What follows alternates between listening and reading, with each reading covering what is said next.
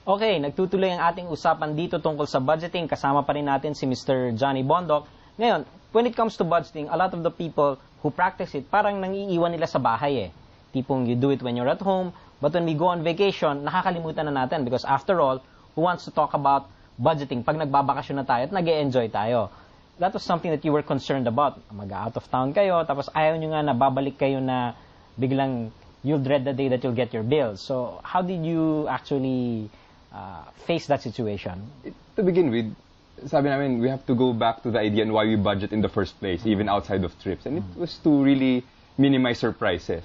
So we extended that mindset sa traveling na walang surprises. Dapat pag uwi natin, hindi masama loob natin. So may nagturo sa akin yan, why don't you put your budget in daily envelopes? No? For example, you have a 5-day trip, say Hong Kong, for example. And let's say you have a $500 budget.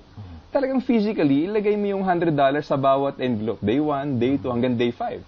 And the idea was, okay, labas kayo, day 1. Kung talagang 3 ng hapon, ubos na yung $100 mo. Balik na sa hotel. Uwi ka na sa hotel. Talagang ganon.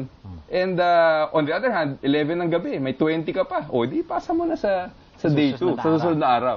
So, yung sinasabi nila, budgeting parang hirap, nakakapigil, ganyan. But actually, kabaliktaran eh. I think it's actually the hinge that allows you to swing freely and spend. Para wala ka nang isip. Okay, nakaset na tayo. Walang gulatan. You spend and you enjoy. Kasi alam mo, nakapirmi na naman yan. For someone who is thinking about doing it, let's say, sabi niya, hindi naman talaga niya ugaling nagbabudget. Ngayon, nakikita niya, uy, parang maganda yung benefits if I budget. What would be the best way for them to potentially start? For me, personally, I think ang best start, even before you go to your technique, I think you have to start with your motivation. Why are you budgeting? It's what will keep the discipline. Kasi maliwanag yung objective mo. If that's clear to you, whether it's to send your children to school or whatever it is, buy a dream house, pag clear na yun, then yung process, pwedeng parang, as I said, pwedeng parang grade 3, very elementary, plus minus lang. You really just have to live within your means, live very simply, which I think is really the soul of budgeting. Yung simple lang. And then everything will follow, whether it's an envelope method or an Excel method. So, Johnny, after all of that work, of course, that has to be done on a monthly basis, ano naman yung positive effects ng budgeting when it comes to you and your family? Alam mo, let me answer that 2 ways. No? Siguro una is that after some time, no, a few months, a few years, may nakakagulat talagang windfall. Uy, may naipon na pala akong gantong fat na if opportunities come up, pwede mong invest somewhere, no? Whatever it is that's important to you.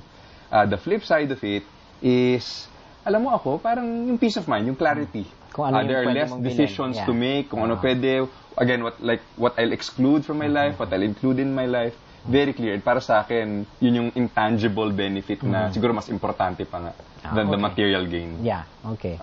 Okay, so that's it for our conversations on budgeting. So, salamat. Thank you again for joining us today, Johnny. Thank you, Aya. So, para sa mga nanood, kung may mga tanong kayo tungkol dito sa kahit anong bagay na pinag-usapan natin dito sa Pesos and Cents, please feel free to send it to our Twitter or Facebook pages. So, yun muna ang usapan natin today, pero huwag kayong aalis. Babalik pa ang Pesos and Cents. Kanina, napag-usapan natin kung paano natin ma-fit ang 70% ng ating sweldo para sa ating personal needs. Ngayon, tignan naman natin paano natin masisigurong na itatabi natin yung 20% para sa savings. Kung hindi pa kayo ready sa mga complex investments gaya ng stock market o mutual funds, you can always start with the most basic. The easiest and most common way of saving is by putting your money in a bank.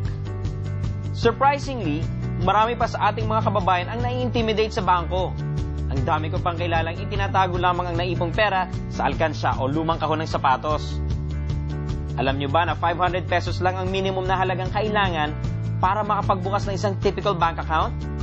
Siguro, iniisip mo naman bakit ka pa magpapakahirap na pumunta sa bangko kung okay na naman ang pera mo sa loob ng isang lumang medya sa iyong aparador? Narito ang mga dahilan kung bakit.